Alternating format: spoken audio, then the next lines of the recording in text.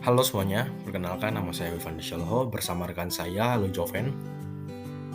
Di sini kita akan membahas peradaban Cina kuno sejarah peminatan. Kita sendiri berada di 10 IPS dan bersekolah di SMA Ignatius Slamet Riyadi, Karawang. Kita masuk ke kondisi geografis. Sebagian besar wilayah Cina kuno terdiri dari pegunungan. Di sebelah utara mengalir Sungai Huanghe atau Sungai Kuning, dan di sebelah selatan mengalir Sungai Yangtze Kiang. Di lembah Sungai Huanghe inilah berkembangnya kebudayaan Cina kuno. Nah, di sini terdapat sebuah gambar. Gambar apa sih itu? Ternyata gambar yang di samping adalah lembah Sungai Kuning Huanghe atau yang sekarang disebut Huanghe, di mana peradaban Cina bangsa Cina kuno muncul. Masyarakat Cina kuno telah menguasai pertanian di lembah Sungai Huanghe sejak 5000 sebelum Masehi. Sungai Huanghe disebut sebagai Sungai Kuning karena membawa lumpur kuning sepanjang alirannya. Sungai ini bersumber dari pegunungan Quanlun di Tibet dan mengalir melalui daerah pegunungan Cina Utara. Karena hal tersebut, tanah yang berada di sana sangat subur. Di sebelah kanan adalah gambaran dari pegunungan Quanlun. Kita masuk ke kehidupan ekonomi. Perekonomian peradaban Cina kuno menitik beratkan pada sektor pertanian. Hasil pertaniannya antara lain padi, gandum, kedelai, sayuran, dan buah-buahan. Para kaisar juga sangat memperhatikan perkembangan perdagangan. Kaisar juga membangun berbagai jalan raya dan pusat-pusat perdagangan. Nah, kaisar juga menetapkan mata uang tunggal sebagai alat tukar perdagangan. Kaisar Cina pada masa dinasti Han membangun jalur sutra yang menghubungkan rute perdagangan Cina sampai Romawi. Jalur tersebut disebut jalur sutra karena komoditas utama yang diperdagangkan bangsa Cina adalah kain sutra. Adanya jalur sutra tersebut mampu meningkatkan kegiatan perdagangan internasional. Pemerintahan Cina kuno. Ada dua macam sistem pemerintahan yang pernah dianut dalam kehidupan kenegaraan Cina kuno. Yang pertama, sistem pemerintahan feodal. Dalam sistem ini, kaisar tidak menangani langsung urusan kenegaraan. Kedudukan kaisar sangat dianggap sakral dan kaisar dihormati sebagai utusan atau bahkan anak dewa langit. Oleh karena itu, kaisar tidak layak menguasai politik Cina kuno. Yang kedua, sistem pemerintahan unitaris. Dalam sistem ini, kaisar berkuasa mutlak dalam memerintah. Kekuasaan negara berpusat di tangan kaisar. Oleh karena itu, kaisar boleh ikut campur tangan dalam segala urusan politik praktis. Dinasti peradaban Cina kuno. Sejarah pemerintahan negeri Cina ditandai dengan pemerintahan dinasti yang bergantian dan masing-masing dinasti memiliki ciri tersendiri. Dinasti-dinasti yang pernah berkuasa pada zaman Cina kuno antara lain sebagai berikut. Yang pertama, dinasti Xia. Dinasti Xia merupakan dinasti pertama dan tertua dalam sejarah Cina. Dinasti ini termasuk ke dalam zaman protosejarah Cina karena tidak meninggalkan bukti prasasti. Yang kedua, dinasti Xiang. Dinasti Xiang merupakan dinasti Cina yang mengawali pemerintahan Cina kuno berbentuk kerajaan. Pendiri dinasti ini adalah Kaisar Chengdang. Dalam menjalankan pemerintahannya, kaisar dibantu oleh para peramal yang ikut menentukan segala kebijakan pemerintahan. 3. Dinasti Zhou. Didirikan oleh 3 serangkai yaitu Raja Wu, Raja Wen, dan Pangeran Zhou. Pemerintahan dinasti Zhou bersifat feodalisme. Pada zaman dinasti Zhou juga muncul tokoh-tokoh filsafat ternama Cina, antara lain Lao Tzu, Confucius, dan Meng Tse. Masa pemerintahan dinasti Zhou berakhir setelah dinasti Qin mengambil alih kekuasaan. Yang keempat, dinasti Qin. Berdirinya dinasti Qin. Dinasti Qin didirikan oleh pangeran yang bernama Shi Huangdi. Dia adalah kaisar pertama yang berhasil mempersatukan seluruh bangsa Cina kuno. Nama Cina diambil dari nama dinasti tersebut. Dalam rangka menyatukan Cina, Shi Huangdi mengganti sistem feodalisme menjadi unitarisme. Pemerintahan Shi Huangdi. Kaisar Shi Huangdi memerintah Cina dengan kekuatan tangan besi. Sifat tangan besinya itu juga nampak dalam pembangunan tembok besar Cina untuk membendung serangan dari bangsa barbar. Pasca Shi Huangdi. Penerus berikutnya dari dinasti Qin tidak setangguh Shi Huangdi. Kelemahan pemerintahan saat itu menyulut pemberontakan dan kemelut politik. Masa pemerintahan dinasti Qin berakhir setelah dinasti Han mengambil alih kekuasaan. 5. Dinasti Han. Berdirinya dinasti Han. Dinasti Han didirikan oleh Liu Beng.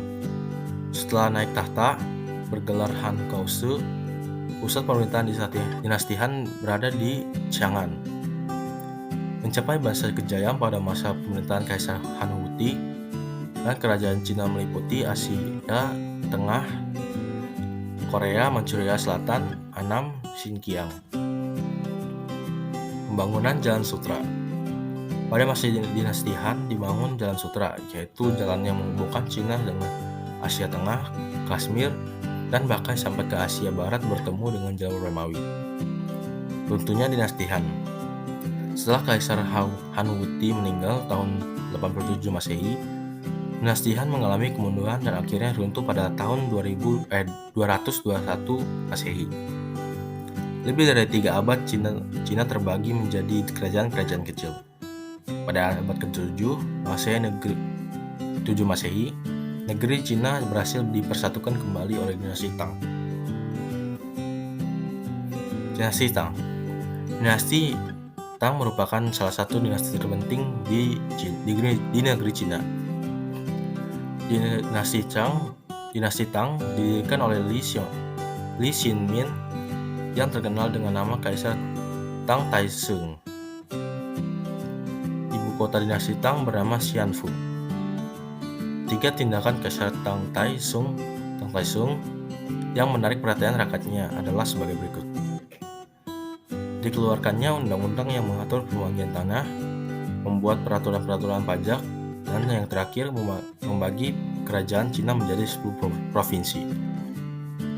Pada abad ke-10 Masehi, dinasti Tang runtuh dan negeri Cina kembali mengalami kekacauan. Yang ke-7, dinasti Song. Dinasti Song Utara pusat pemerintahannya berada di Chang'an, sedangkan masa Song Selatan pusat pemerintahannya di Nanking. Kaisar terbesar pada dinasti Song adalah Song Fanxiong. 8. Dinasti Mongol atau Yuan. Dinasti Mongol atau Yuan didirikan oleh Kublai Khan yang berasal dari Mongolia.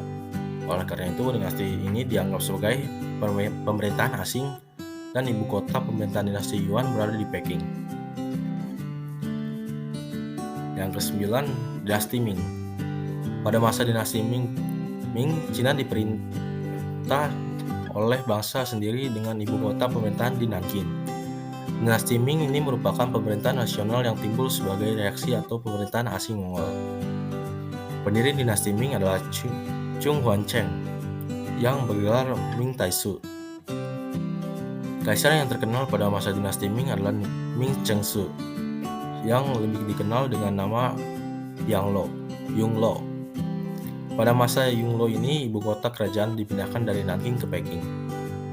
Yongle juga mengirimkan ekspedisi ke seberang lautan bawah pemimpinan Laksamana Cheng Ho.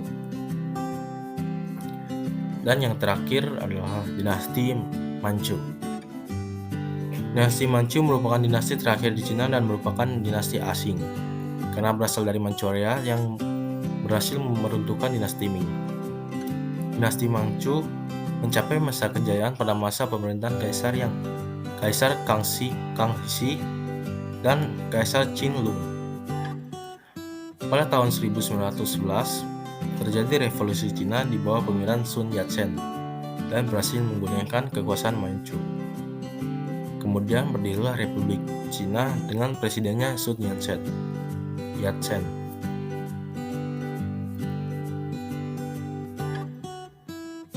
Sistem kepercayaan yang ke-1. Selain menyembah dewa-dewa, masyarakat Cina kuno juga menyembah roh para leluhur. Menurut kepercayaan Cina kuno, berbagai peristiwa yang terjadi di dunia ini merupakan tanda dari para dewa. Yang kedua, anak laki-laki dalam masyarakat Cina kuno mempunyai kedudukan istimewa. Hal itu karena pemujaan terhadap roh para leluhur ini dilakukan dengan upacara tertentu. Dewa-dewa yang dipuji oleh masyarakat Cina kuno pada saat ini adalah Shangdi, bisa disebut dengan dewa langit sekaligus dewa tertinggi. Feng Pa bisa disebut dengan dewa angin. Li Shi bisa disebut dengan dewa angin yang digambarkan sebagai naga besar. Dan Dai Shan bisa disebut dengan dewa penguasa bukit suci.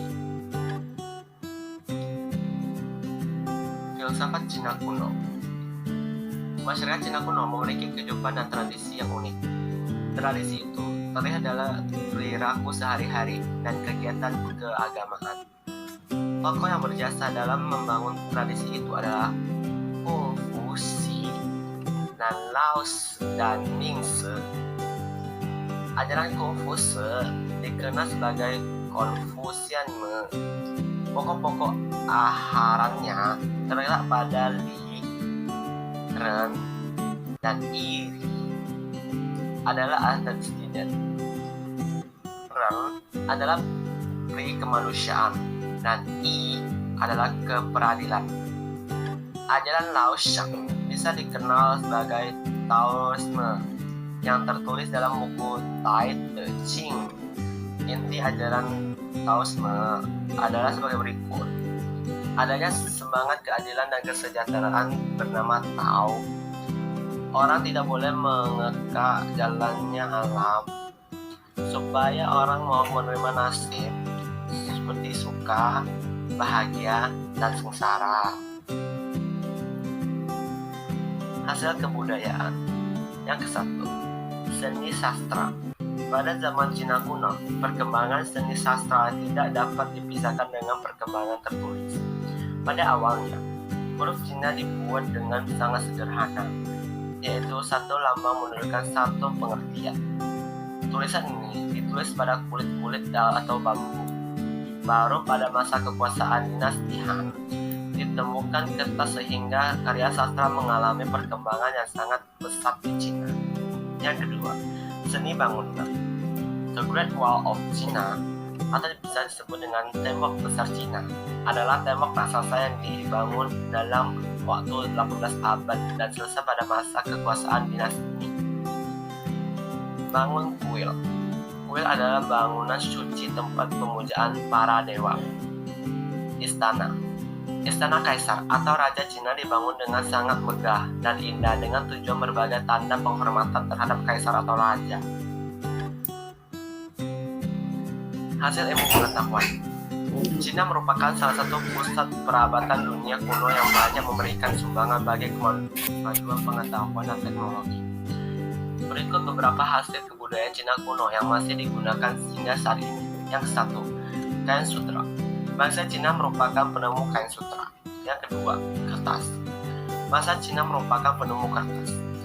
Teknologi telah digunakan oleh masyarakat dunia untuk berbagai keperluan. Yang ketiga, aksara Cina atau disebut dengan Hanzi. Aksara Cina saat ini digunakan oleh banyak negara dan bangsa dalam budaya tulis-menulis. Negara yang mengadopsi aksara Cina antara lain adalah Jepang atau disebut dengan Kanji, Korea atau disebut dengan Hanja, dan Vietnam bisa disebut dengan Hantu. Yang keempat, filsafat Cina. Beberapa ajaran falsafat Cina dari Laos, Confucius, dan Mingse telah memengaruhi kehidupan masyarakat dunia. Yang kelima, kitab seni perang Su Zhen ada disebut dengan The Art of War Sun. Kitab ini sangat populer dalam bidang kemiliteran karena berisi informasi tentang berbagai strategi perang. Yang keenam, bubuk mesiu. Penemuan bubuk mesiu telah mengubah teknologi persenjataan dunia.